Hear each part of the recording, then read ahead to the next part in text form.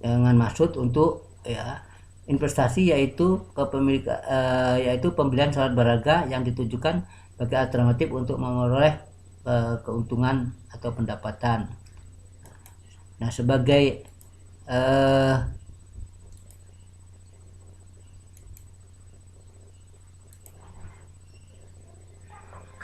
untuk bukti surat utang ya itu dan surat saham ya, pendapatan dapat berupa pendapatan bunga ya, dapat pendapatan bunga.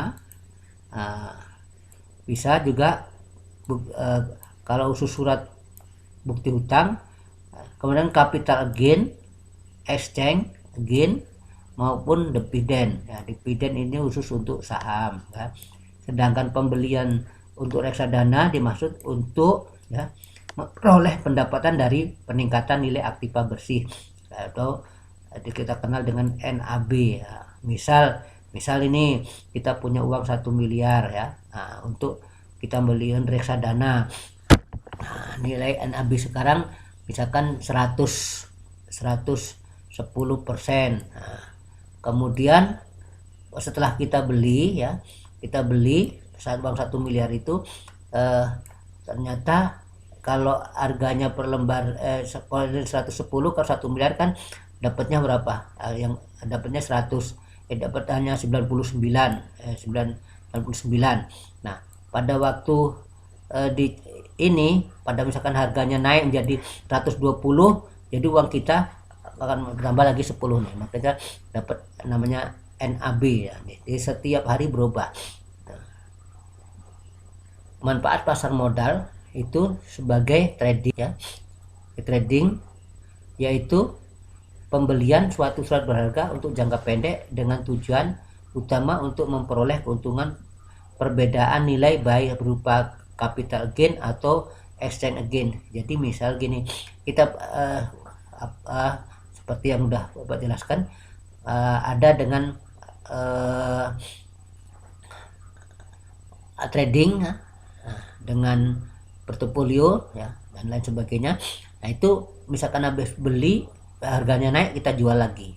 Jadi dia akan memperoleh perbedaan keuntungan.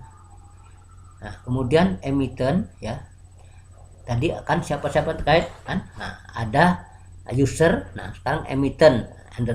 Emiten adalah perusahaan yang menawarkan efek pada masyarakat melalui penawaran pasar umum, pasar perdana. Dalam hal ini berarti seperti bank kan gitu. Penawaran umum adalah kegiatan penawaran saham atau efek lainnya yang dilakukan oleh emiten perusahaan yang akan go public ya. Emiten perusahaan yang go public. Periode penawaran berlaku saat efek ya ditawarkan kepada investor oleh penjamin emisi underwriter melalui agen penjual yang ditunjuk. Sekarang tujuan perusahaan go public. Apa itu sih tujuan perusahaan go public? Yang pertama jelas untuk memperoleh tambahan dana untuk perluasan usahanya. Kemudian memperbaiki komposisi modal. Nah, kan pernah kita bahas masalah permodalan itu ada modal asing, modal sendiri. Nah, kalau go public dengan mengeluarkan saham itu masuk saham modal siapa? Berarti masuk modal sendiri kan gitu. Tapi kalau berbentuk obligasi itu masuk modal tier 2 kan gitu. Kalau saham masuk tier 1 kan gitu. Nah, ada itu agio disagio kan gitu. Nah, nanti kita akan menghitung komposisi modal saham juga kan. Kemudian pengalihan pemegang saham kan gitu. Nah, misalkan Bapak punya perusahaan dengan aset dengan modal 10 miliar kan gitu. Kemudian Bapak mengeluarkan saham senilai 5 miliar. Nah, terus kemudian dijual. Nah, di sini anak-anak beli sehingga beralihlah kepemilikan Bapak tadi 10 miliar, 5 miliar dijual pada anak-anak ngikut memilih pengalihan saham. Kemudian biaya relatif murah. Nah, beda kalau kita mencari dana ya, mencari modal melalui pinjaman, melalui pada umumnya melalui pinjaman bank kan. itu biayanya mahal. Tapi kalau dengan mengeluarkan surat berharga ini biayanya sangat murah kan gitu. Kemudian proses relatif cepat ya, dengan pengumuman perusahaan yang Bapak miliki mengeluarkan pengumuman untuk berjual saham, itu cepat benar. Dividen dibagi berdasarkan keuntungan rapat umum pemegang saham. Kemudian keterbukaan mendorong meningkatnya profesional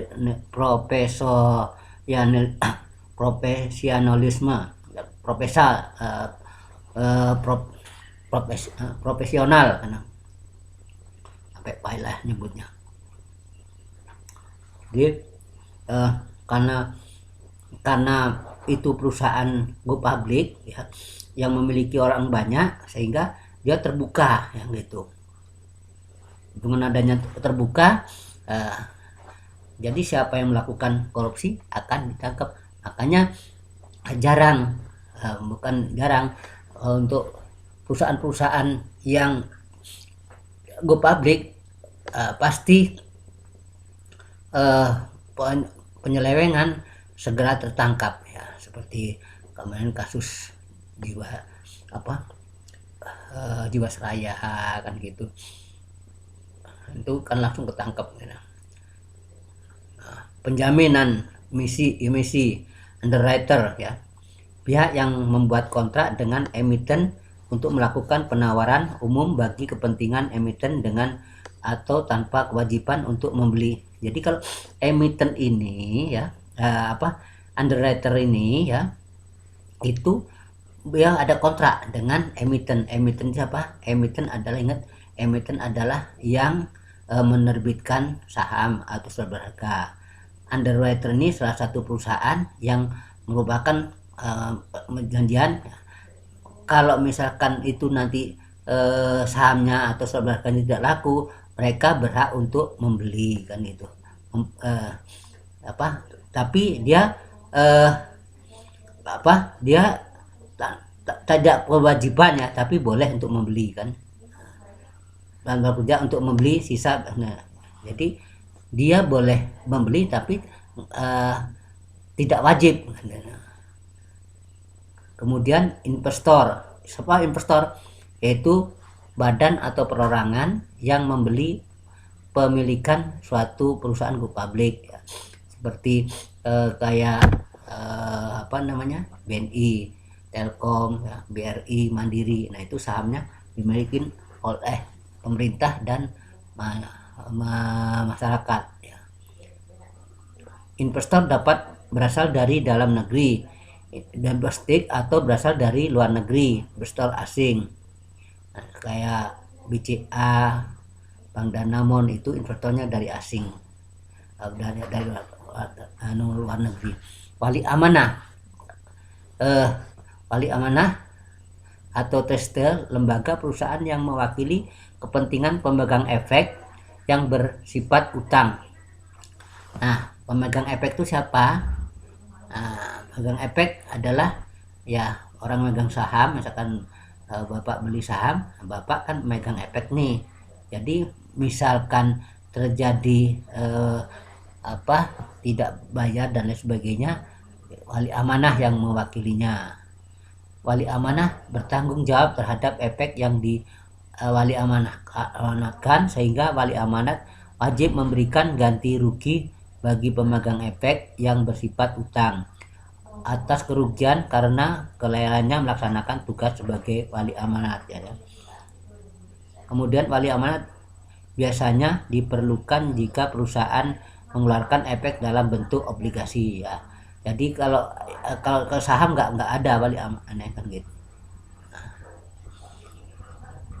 Tugas wali amanat itu menganalisa kemampuan dan kredibilitas emiten ya. Jadi misalkan Bapak sebagai petugas ahli amanat, anak-anak mau beli saham, Bapak sebagai ahli amanat, Bapak menganalisa dulu perusahaan itu layak apa enggak kan gitu. Nah nanti kalau